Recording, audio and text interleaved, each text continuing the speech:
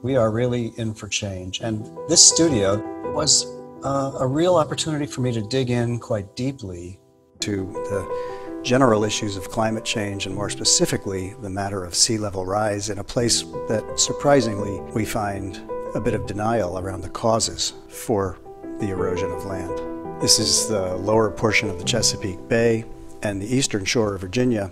Here's an illustration of Hog Island. In the 19th century, it was a pretty sizable landmass.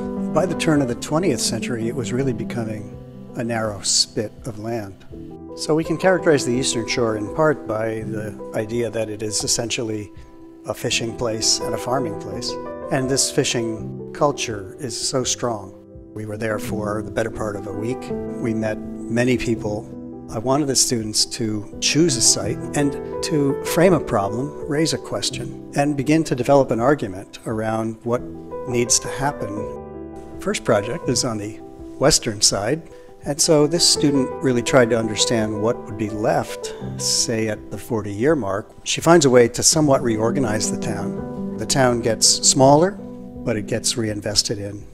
And we've also looked pretty carefully at the native ecologies and how they are changing over time. Here you have a projected view of 40 years out. So here's yet another 40 years out when life is very wet and watery.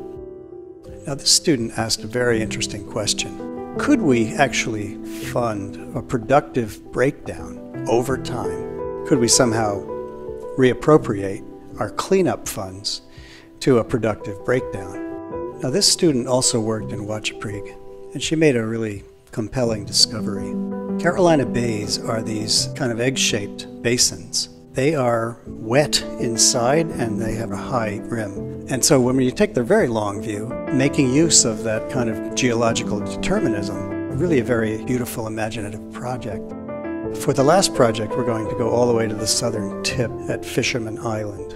This island actually began as a shipwreck and accumulated sand, and now, of course, it's this very protected habitat.